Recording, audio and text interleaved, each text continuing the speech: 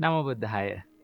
It is quite easy to be patient and to be calm when the life goes smoothly.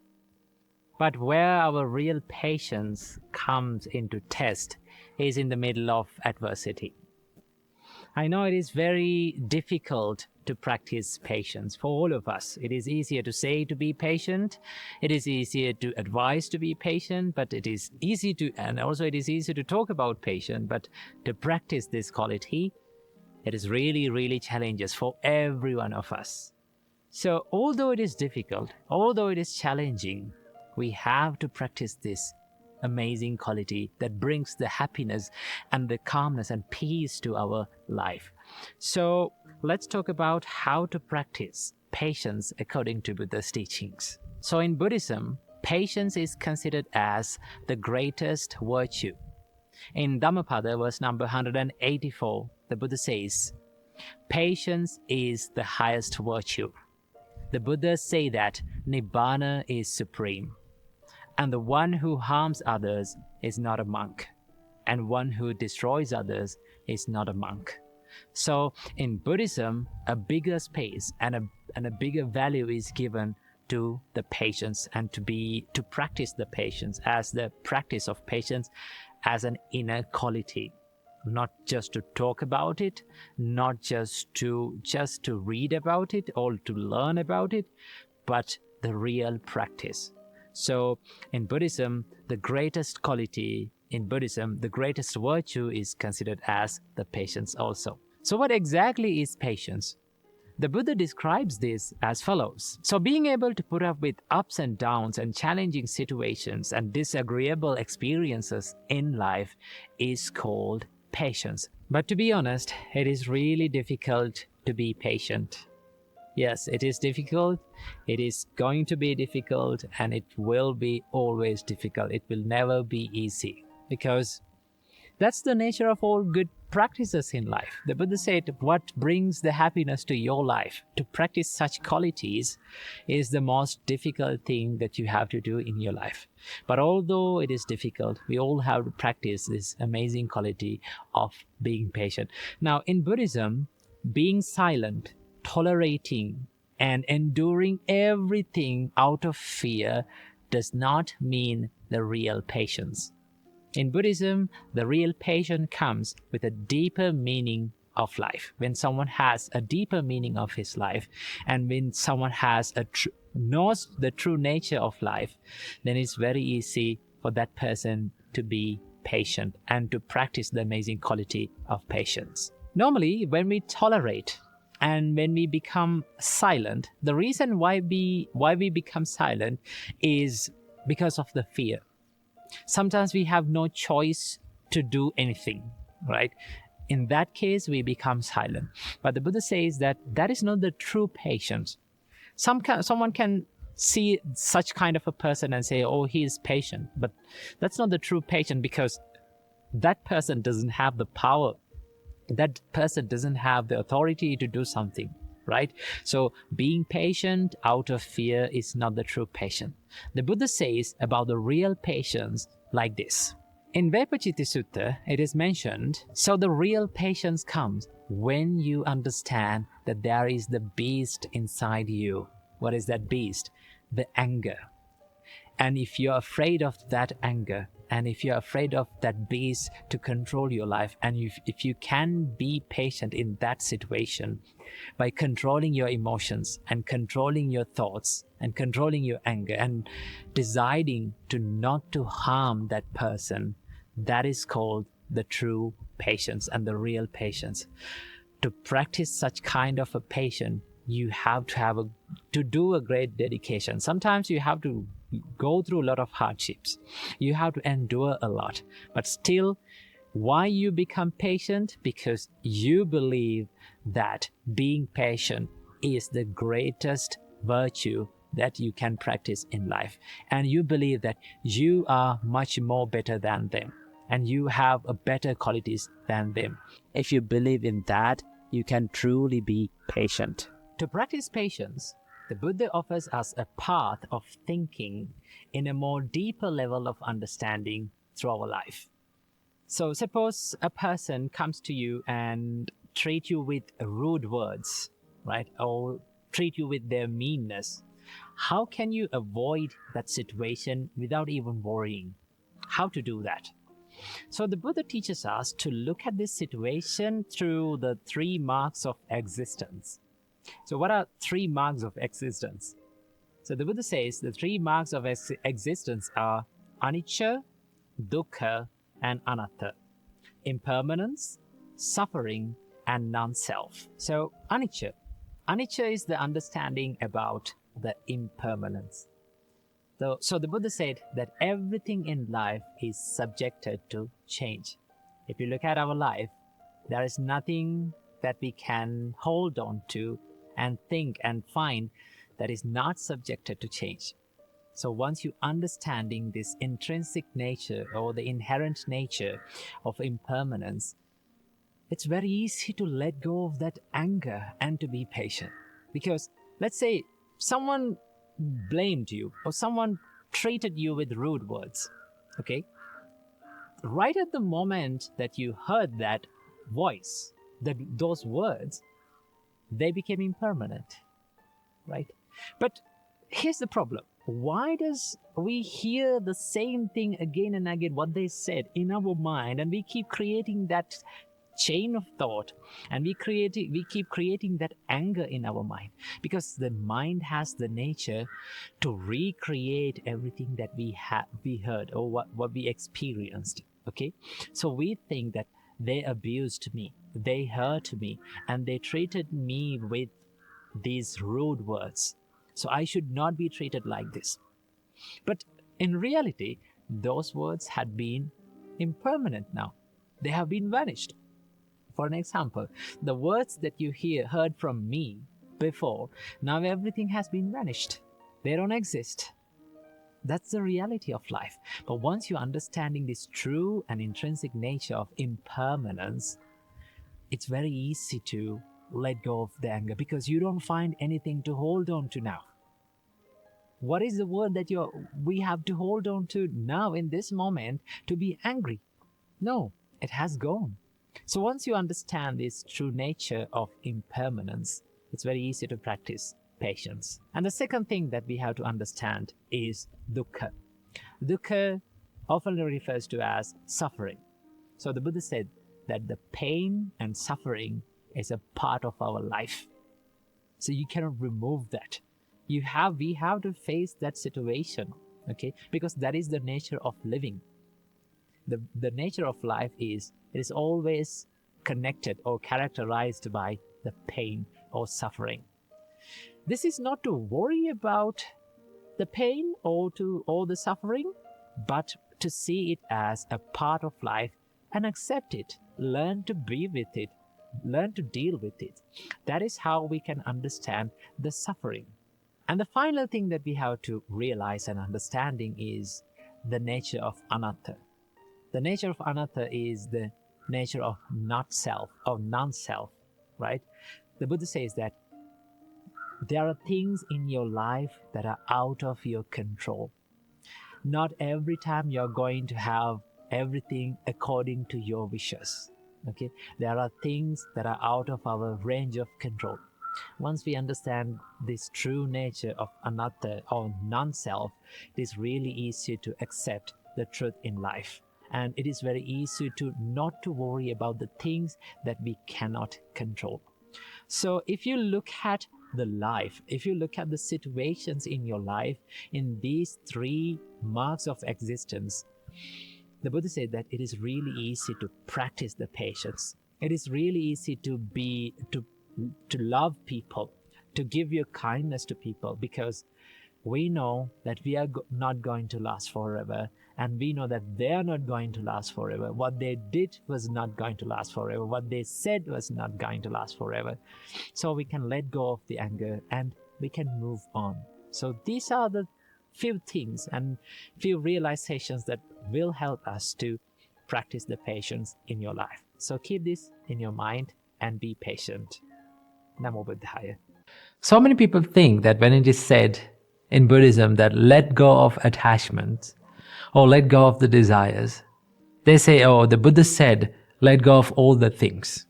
One of the false complaints that given to the Buddhism is that the Buddha said, let go of everything and you will be happy. Buddha never said such thing, right? When we understand the attachment, how we understand is something, it is referred to an object. Okay? So we always think that when we need to let go of the attachment, if we need to let go of the attachment, we need to let go of a thing. Well, it is wrong. Why? Because let's say, okay, if the attachment was an object, if we let go of that, okay, then we will be able to completely let go of that thing and completely not think about it. But see, so many people lose things, They have to let go of things and still they are thinking about the things that they lost.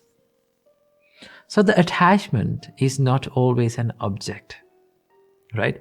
In fact, we can't completely let go of things, right? As humans, we need things. We have to use things, right? There's a funny saying that says, your human body is always touching something, right? You can't get rid of this, right? When you're standing, you're touching the ground, right? When you're standing and when you're sitting down, wherever you go, your clothes are touching you. If you want to live untouched by anything, then you have to float in the space, right? Naked. But here's the thing. Even though you do that, you can't completely let go of things. Why? Because your body is something. It is an object. So you can't let go of things. So you understand that when we say letting go of attachment, it doesn't mean letting go of things. You can be with things, you can use things, you can have whatever the thing that you want and still not be attached to. So I want to share with you what it really means to let go of the attachment. This is what Buddha meant by letting go of the attachment. The Buddha says, they are not sensual pleasures, the pretty things in the world. A person's sensual pleasure is a lustful intention. The pretty things remain just as they are in the world, but the wise remove the desire for them. So understand, Buddha said that pretty things remain the same in the world. Let the pretty things, let the nice things and the beautiful things remain in this world the same. Let it be there. Don't disturb them, right? Don't destroy them. What we need to really let go is let go of the desire. Remove the desire for them. Now, when we say that, the people understand that, okay, if I let go of the desire, will I be able to enjoy that?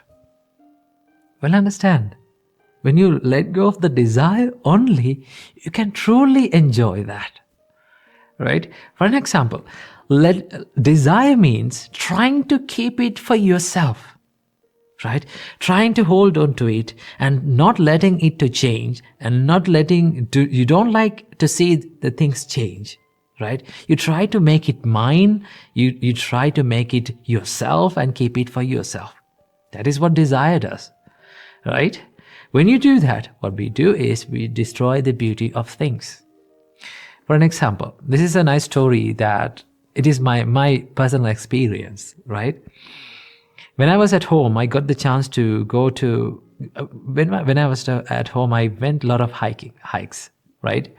I got the chance to go to this beautiful mountain in Sri Lanka. And we were on the top of the mountain and it was so beautiful. The whole area was covered with mist and we can see, from time to time, we can see faraway places, right? It was so beautiful, so stunning, right? And then I wanted to take a picture of this. I wanted to keep this memory in mind, right? I wanted to take this in mind. So this is desire, right? So what I did was, I was searching for my camera. And while I was searching, right, it took a few minutes to search. The whole area got covered with mist. And I could not take the picture. And I lost the ability, few seconds, few minutes to enjoy the surrounding. That is what happens to us. When we try to make things ourselves, right? When we try to hold tightly to the things, we destroy the beauty. There's a nice story that I read recently about this. The story says that a boy found a beautiful and a cute rabbit on the road, right? So the boy fell in love with this rabbit. He wanted to take this rabbit home. So what he did, he grabbed the rabbit, and he grabbed the rabbit so tightly, just because that the grip was so tight, right? He was grabbing and holding the rabbit so tightly. The rabbit was so delicate. The rabbit died on the arms of that boy. The story says that when we hold on to things too much and make things like myself, and not letting things to change, and when the inherent nature of things is the changing, we destroy the beauty of things. What we do when we let go of the desire is we let the things be the things, right? And we enjoy the things as they are. When it changes, we see the change. We observe the change and we understand the change. Why? Because we have realized that everything is subject to change. So when you let go of the desire, that doesn't mean that you can't enjoy. Truly, you can enjoy only when you let go of this, holding on tightly and not letting things, not expecting things not to change, right? So understand that when we say let go of the attachment, it is not about a thing.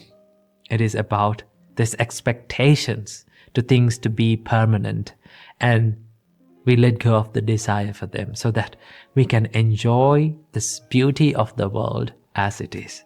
So keep this little idea in your mind. Namo Buddhaya. Namo Buddhaya. Welcome to yet another episode in Inner Guide Q&A program. Today, we are going to discuss about a question that has been mentioned in the comments. The question is how to remain peaceful and calm under stressful situations. Coming right up. Stressful and difficult situations are the situations that we all have faced in all of our lives. But many of us face these situations in an unsuccessful way. Under difficult circumstances, under stressful situations, we become depressed, sad, and anxious. So, how to remain calm and how to maintain your inner peace under these circumstances? So, first of all, we have to know and we have to learn and we have to observe what is the situation.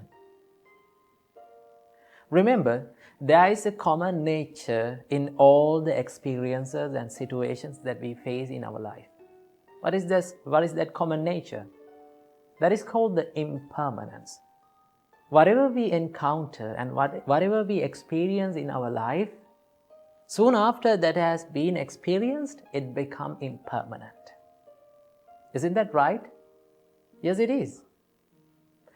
Now imagine someone is complaining to you about a mistake that you have done or maybe you haven't done, right? So he's yelling at you, right? So in that moment, when the people complain and blame at us, we become depressed, we become sad. But what is the nature of that situation? What is the nature of those words, those rude words? Now soon after we hear them, they become impermanent, right? Soon after you hear them, they will no longer prevail in our life. They are gone. That means everything that we encounter in our life, experience in our life, they become impermanent.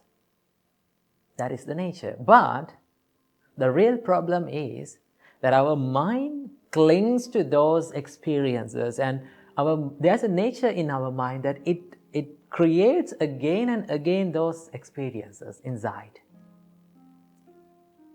Now, for an example, as I mentioned before, when someone blames us, right? So Now we know that soon after that we got the blame, the words are gone, they have become impermanent.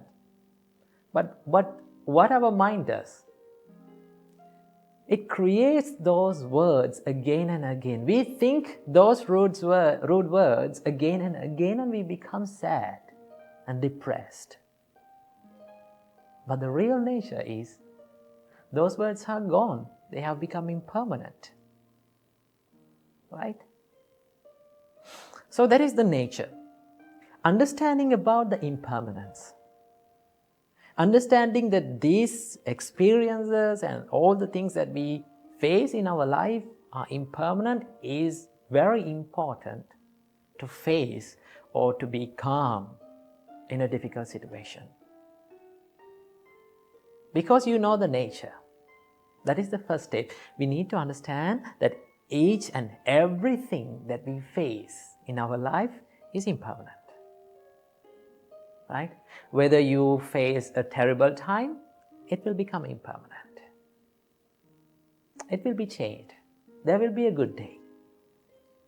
Whether you face a good time, a happy time, a wonderful time, that will also become impermanent.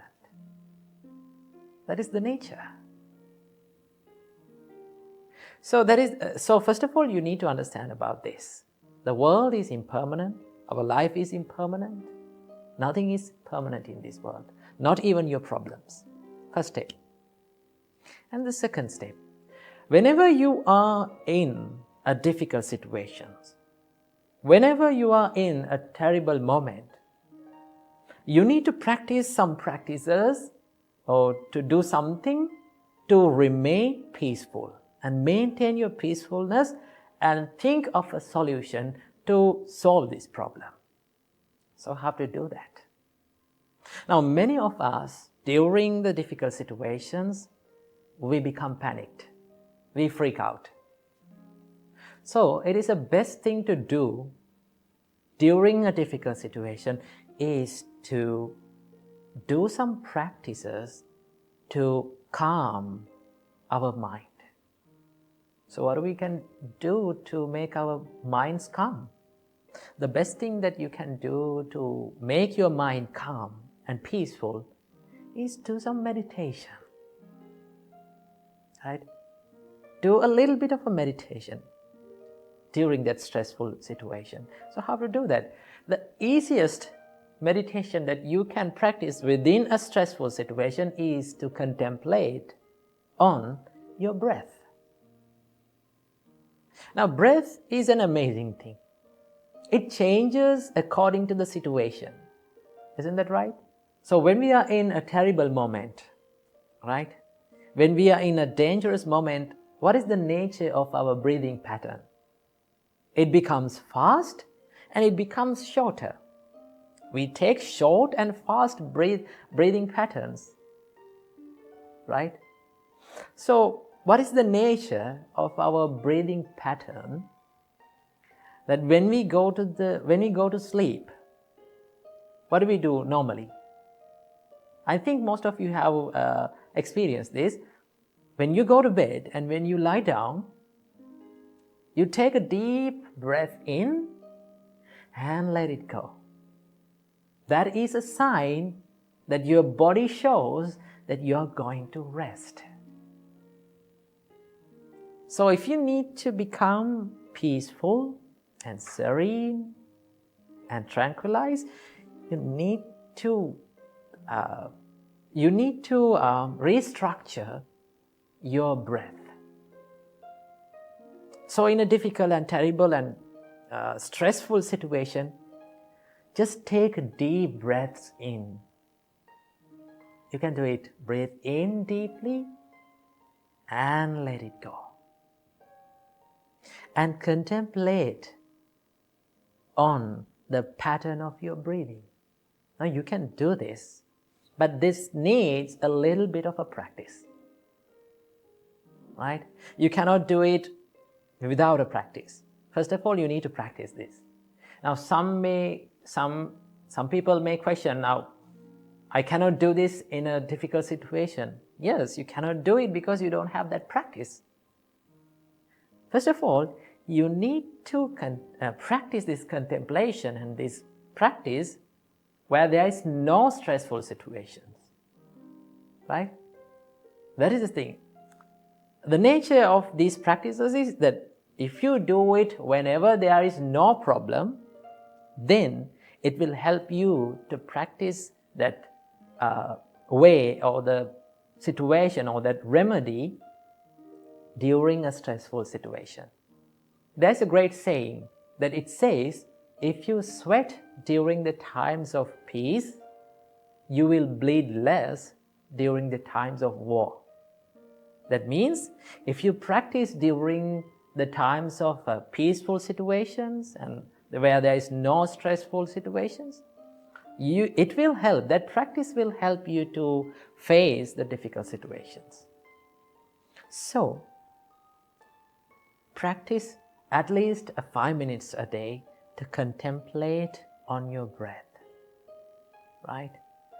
You can feel the way that you are breathing. Right? It will help you to tranquilize your mind. Supreme Buddha said, Vitakku paccedaya anapana sati bhavetappa.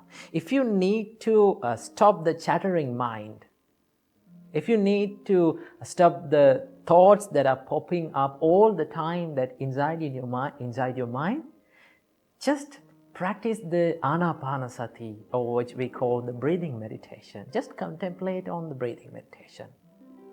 When you contemplate your mind on this breathing pattern, right, you're focusing your mind to inhale and to the exhale. That means your mind jumps from one thought to another, but there is only two thoughts. Inhale and exhale. You're not thinking about anything else. Right? That means you reduced thousands and millions of thoughts to two thoughts. So that is a big thing. So if you do it as a practice, you will feel that your mind will become more and more peaceful and tranquilized. So whenever you face a difficult and stressful situation, try to take deep breaths, few deep breaths in and let them go. And it will make you feel better. Right? So, if you need to face a difficult situation, if you need to face a stressful situation successfully, you have to be ready for that situation where there is no stress. So that is how you face the difficult situations without being distracted. And also, as an extra thing, you have to practice the love and kindness. And also you have to practice the forgiveness. If you can practice these great qualities like compassion, love and kindness, especially forgiveness, you can maintain your peacefulness. Because when you forgive people, as an example, when you forgive people, that means you are letting go of them. Right? The more you forgive, the more you will feel the peacefulness within. But forgiveness does not mean that you are going to fall into the same trap again and again for them. You forgive for yourself and you know that person and you can stay away from them in a positive way and you can still be kind to them. Because kindness and forgiveness starts within your heart and it will help you always. So practice these practices in the times where there are no stress and disturbing situations. And one day, when you master them, one day you can maintain your peacefulness within yourself without being distracted. Namo Buddhaya, Thiruvan Saranai. To be happy is every living being's right in this world. Everything that we do, everything that we say, why we are doing them, we do that to be happy. Just ask from yourself, why am I doing what am I doing? You can answer to yourself. You will find that the reason why I do everything in life to make myself happy. If I ask from you, why do you wake up early in the morning and just prepare some food and go out to work? To make yourself happy and to make others happy, isn't it? Yes. You gain happiness by making others happy as well. That you have to remember, right? So there are two types of happinesses in this world. The first type of happiness is called the material happiness, right? And also the other type of happiness is called the spiritual happiness. To call it a good life, to call it a perfect life, one must achieve these two types of happinesses in his life. One must experience both of these happinesses in their life, right? So from this video, I would like to share a wonderful teaching from the Buddha that explains about what are the types of happinesses that a person who is living in a household life, a family life, must achieve. Now, according to Buddhism, there are two types of lives. The first type of life is called the household life. That means the people who are living in a family life, right? Maintaining a family, living in a house, engaging in material pleasures and all the stuff, right? A household life. That means you, right? And also, there is this other type of life. It is called the monk's life, right? Which we can call them the homelessness life. That means we leave our houses, we leave our families and become monks, right? So that we no longer own a house. We no longer own a family. We no longer maintain a family, right? So the ones who renunciate the household life, the ones who leave the household life, they seek a higher kind of happiness, right? That doesn't mean that they don't seek any kind of happiness. We as monks, why we become monks is to seek the spiritual happiness. Now, when you become a monk, it doesn't mean you totally deny seeking the material happiness, right? But for a monk, there must be a limit for seeking the material happiness, because as living beings, we can't totally deny seeking material pleasure. As living beings, we must consume some sort of material pleasures in this world. But that seeking, that consumption of material pleasure must not disturb the peace and the spiritual happiness that a monk is seeking, right? So for monks, there are limitations for material happiness, okay? But it is less of the material happiness and more of the spiritual happiness. So in this teaching of the Buddha focuses on household life, a household, a person who is living a family life. To call that life a perfect life, a good life, the Buddha says that there are 4 types of happinesses that a householder must achieve in their life, right? The first type of happiness, the Buddha called it Ati Sukha. What is it? Ati Sukha. Ati Sukha can be translated into English as the happiness of ownership. Now, what do you mean by the happiness of ownership? Buddha explains the happiness of ownership as one must work hard, put his time and energy and strive and earn money righteously in the correct way, right? He must earn money, he must earn wealth in the righteous way. Now, what do you mean by in the righteous way? Is by you should earn money without harming anyone, without harming yourself and without harming the other people, without harming the society, right? If you earn money without harming anyone, that is the righteous way of earning money. Now, Buddha said, as a householder, you must be happy and you must enjoy earning money, right? Buddha was someone who did not say that you should not pursue happiness. You should not pursue material happiness. The Buddha said, if you are a householder, you must do that. That is your duty, right? So the Buddha said, strive hard, work hard, put your time and energy to what you're working on, and earn money righteously.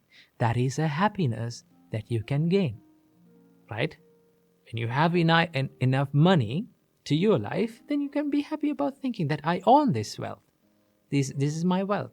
That is sort of a happiness that one can gain, right? That is the first type of happiness that Buddha said a householder must achieve in their life at some point in their life, right? That is the first one. The second type of happiness that Buddha taught for householders to achieve is called bhoga sukha. The bhoga sukha can be translated into English as the happiness of enjoyment. Now, first you earn money, right?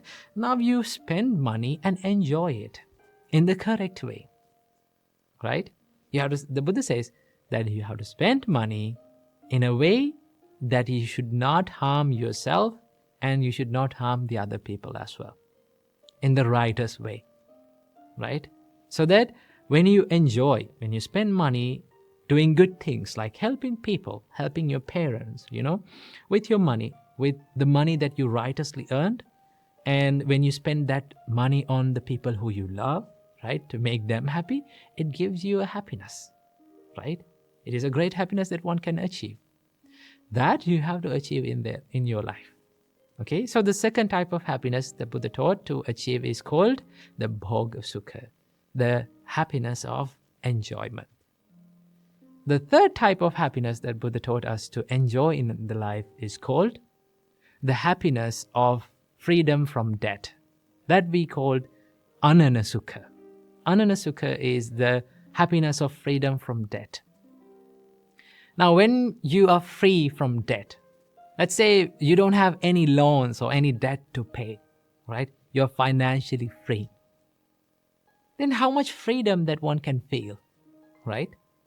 You feel freedom, you feel a happiness that I'm no longer in debt to anything, right? I don't have any loans to pay, I don't have any debt to pay, so I'm financially free. That is a happiness that a householder must achieve in their life, right? That is a great happiness that one must achieve. The freedom, financial freedom, right? This is the third type of happiness. And then the fourth type of happiness, this is the most important thing. This is the most valuable happiness that a householder must achieve in their life, according to the Buddha.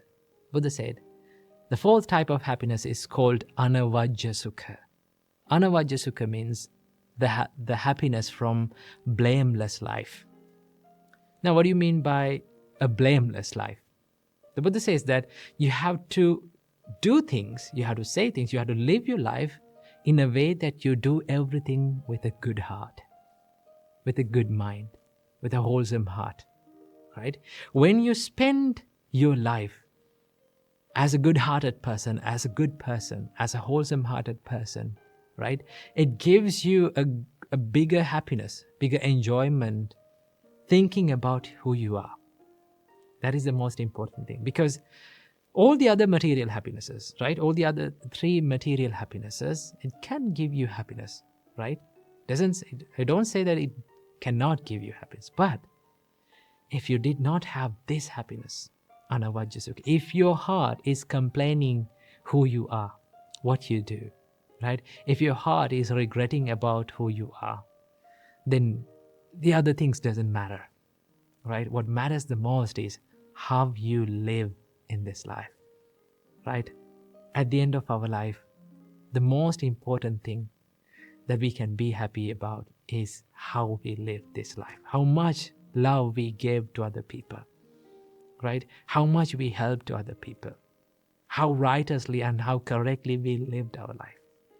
So the Buddha said, you must achieve this happiness as well, right? So these are the four happinesses that a householder, one who is living in a family life, spending a family life, must achieve. So I hope this video and this teaching from the Buddha gave you a little light to your life. So I wish you all, may all of you be able to achieve all of these happinesses in this very life. How do I become a Buddhist? And how I convert to Buddhism? This is an FAQ that most of the Buddhist monks been asked by people, They ask like, how can I become an officially Buddhist, How can I convert to Buddhism? Well, when you ask that question, it is very difficult to give an exact way of converting to Buddhism. like ceremonial way, because in other religions there is this process, there is a ceremonial way of converting to that religion, like baptism, right? But it is in Buddhism, and there is no process or there is no ceremony of baptism, right?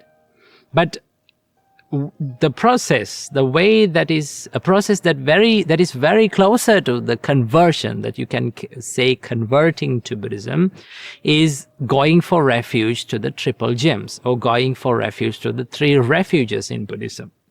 Now, we've discussed about the 3 refuges in Buddhism in another video. If you like to learn about what 3 jewels and 3 refuges in Buddhism are, you can check out that video as well.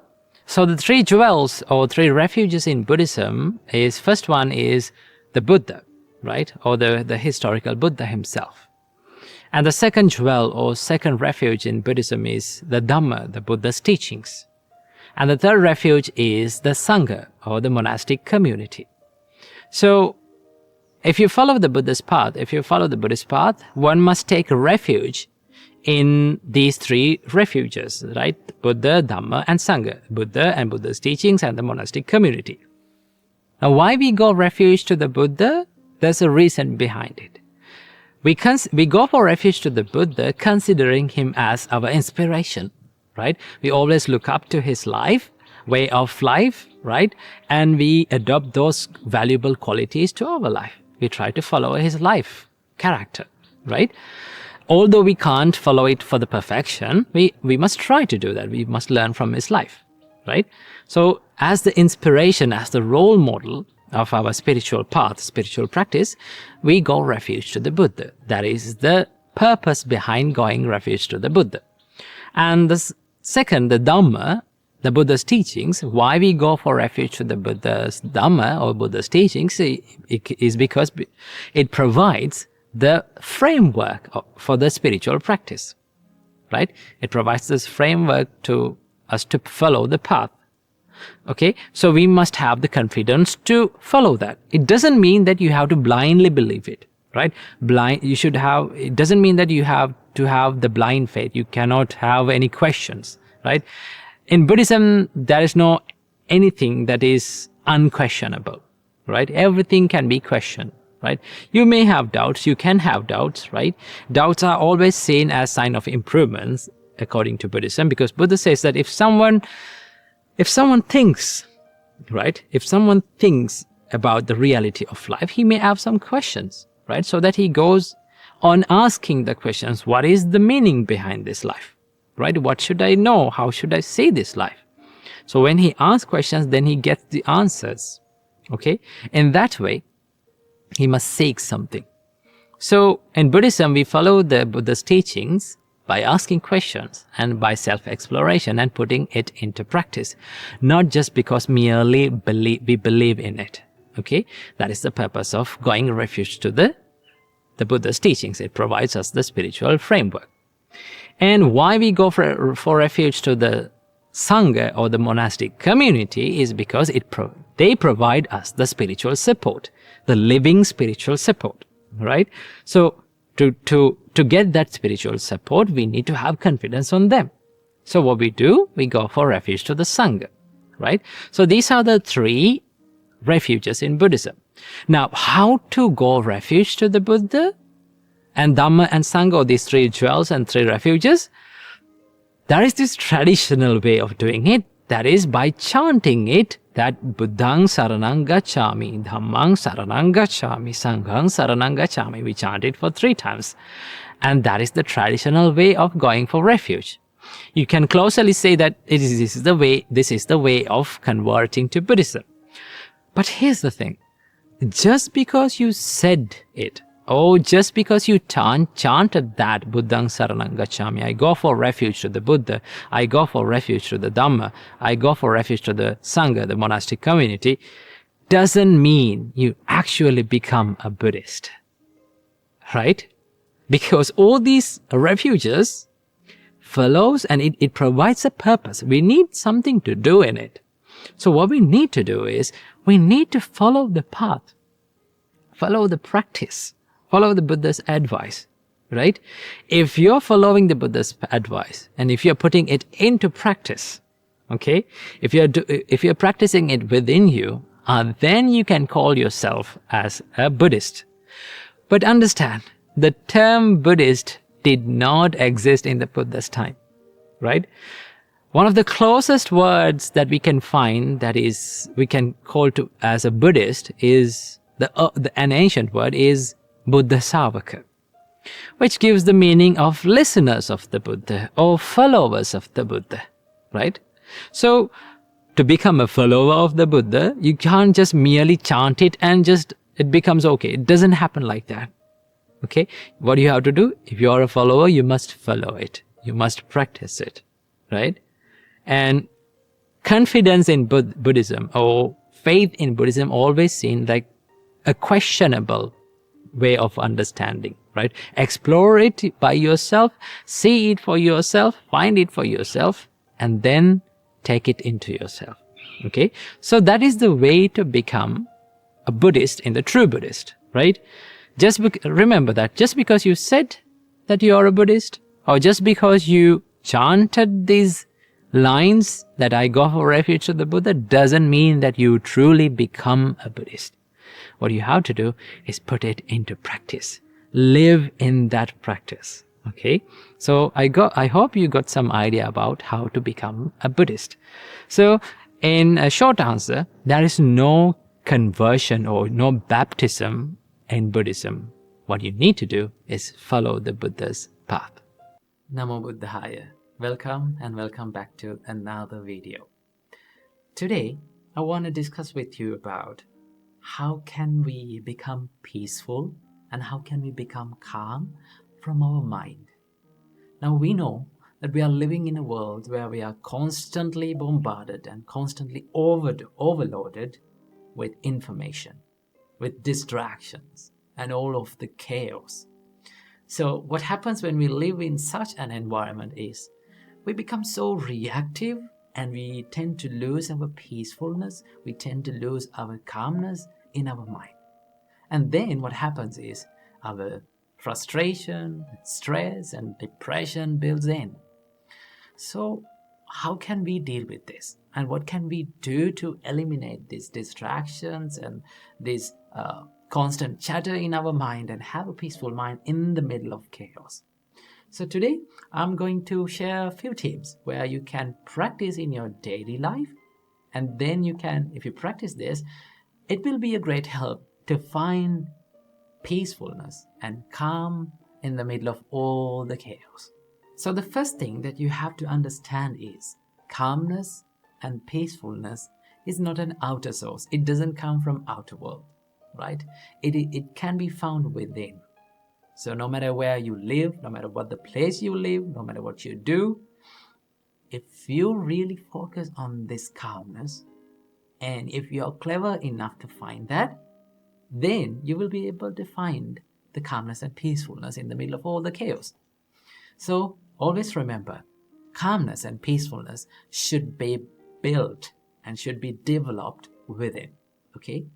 And also, you have to remember one thing, that calmness and peacefulness is not about emptying your mind, right? When you become calm and peaceful, it doesn't say that there's nothing in your mind, no thoughts in your mind, right? Thoughts may appear in your mind, right? There will be lots of thoughts and train of thoughts will be appear in your mind. But when you become really calm and when you become serene from your mind, you tend to not to react to all those stimulations. That is what the real calmness and peacefulness means, okay? Normally, when the thoughts appear, right? When all these kind of trains of thoughts appear in our mind, what happens to us is we oftenly react to them, right? We become panicked and we tend to react to them. So the reason why this happens is because we think that thoughts as us. And we tend to think that I am what I think and I am my thoughts. But in reality, thoughts are not you. You are not your thoughts, right? Thoughts are just like, they're coming and going. It's like clouds, right? There's the sky and there's the clouds, right? So what is the nature of a cloud? It comes and it swarms around and it goes off, right? Sometimes the sky is cloudy, sometimes the sky is moody, sometimes the clouds are scattered here and there, and sometimes the sky is empty. So you are like the sky and your thoughts are like the clouds. Okay, so there's a huge distance between the sky and the clouds. But we often think that the clouds as the sky. Sometimes when it is raining, sometimes when it is moody, we blame to the sky, right? We tend to say that, oh, this weather is not okay. The sky is always raining and it's moody. But sky is not raining.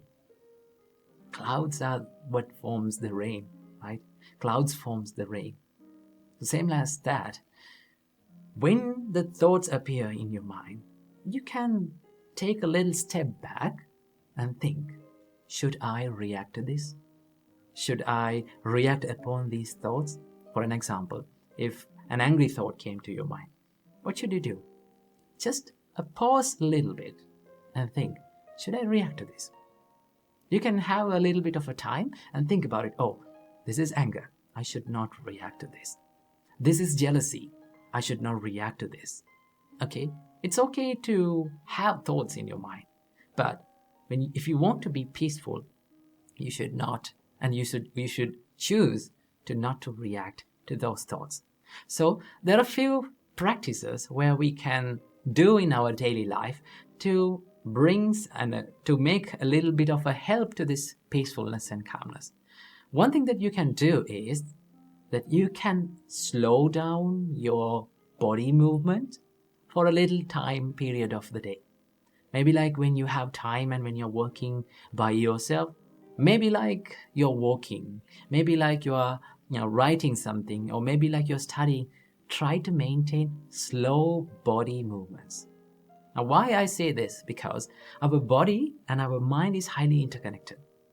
Okay?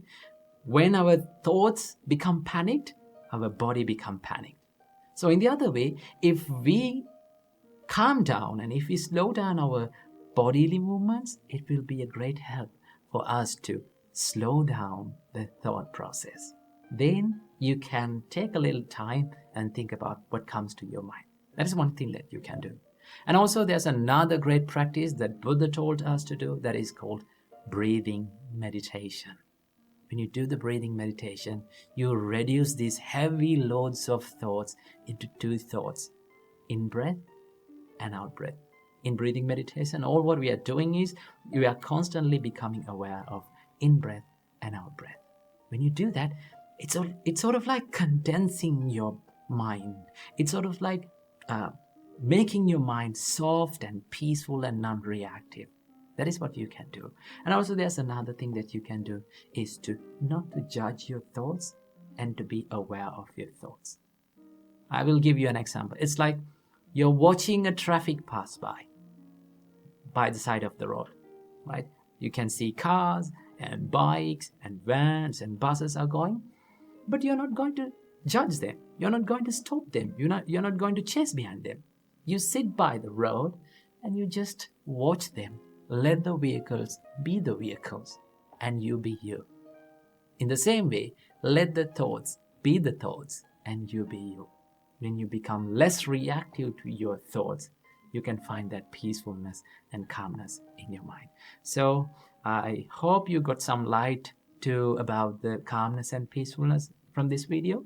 So I hope may all of you be well and happy, and may all of you be calm and peaceful forever. Namo Buddhaya. Why most of the students feel sleepy while they are studying? Now, this has been a huge problem for all the students who are studying, including myself. I still can remember when I was at school, I used to fall asleep right after I get a book to my hand. Do you have the same experience? I think yes. Well, today in this video, I'm going to be sharing with you 7 tips you can practice to stay away from sleepiness while studying. So the same thing happened to a monk who lived in the Buddha's time. He was struggling with meditation, especially he was struggling with the sleepiness during meditation. So the Buddha gave him these 7 advices and 7 tips to practice to stay away from the sleepiness during the meditation. But these tips can be applied to our studies as well. So without any further ado, let's dive into these tips. Tip number 1. Change the perception. Sometimes the reason for our sleepiness is not where we study or when we study, but what we study, right? Sometimes the meditation that we are doing, maybe the subject that we are studying is not vibing along with our mind. At that time, we feel boring and less interested. Once you feel boring, what is the normal reaction from your body? You feel sleepy, right? You feel the drowsiness within you. That is why the Buddha says, change the perception. Once you feel sleepy while studying or meditating, just change the perception. Change what you study for a little while. Let's say you're studying a subject and you feel boring, okay? You feel less interested. So what do you have to do? Change it to something that you feel interesting. Maybe a subject that you feel fun in studying, maybe you enjoy that subject, maybe it is your favorite subject, maybe it is your favorite meditation, okay? Once you do that, what happens to you is you're doing something that is enjoyable and enthusiastic, you feel that enthusiasm within you, then your body and your mind becomes active. Okay? Once your body and mind becomes active, what will happen? Your mind will open to new things. Okay? So when you spend a little while in that enthusiastic activity, maybe studying, maybe meditating, okay? Then you can come back to the same thing that you've studied earlier and keep on studying, because at that time we gave our mind a little jump start to be active. Tip number 2, memorize it. The Buddha says, recall what you have studied and memorize it and examine it with your mind. When you examine something with your mind, when you recall something from your mind and you wisely reflect on it, what happens? Your mind becomes active. Okay, because you need that focus and you need that activeness in your mind to memorize it. Once you memorize it, what will happen? You stay away from that inactiveness or inactive state of your mind. Then it will help you to stay away from the sleepiness. So what you have to do, whenever you feel sleepy or drowsy, just memorize one thing that you have learned or recall something that you have learned. That is one thing that we can do. Tip number 3, reciting. Now, reciting is one of the best ways to stay away from sleepiness during meditation and studying. Okay? Now, when you recite something or when you say something out loud, it activates your jaw muscles and your mouth, and also when you recite something, you create those vibrations in your skull and it activates your brain. Okay? Once your brain and your muscles are active, your jaw muscles are active, you feel some energy within your head.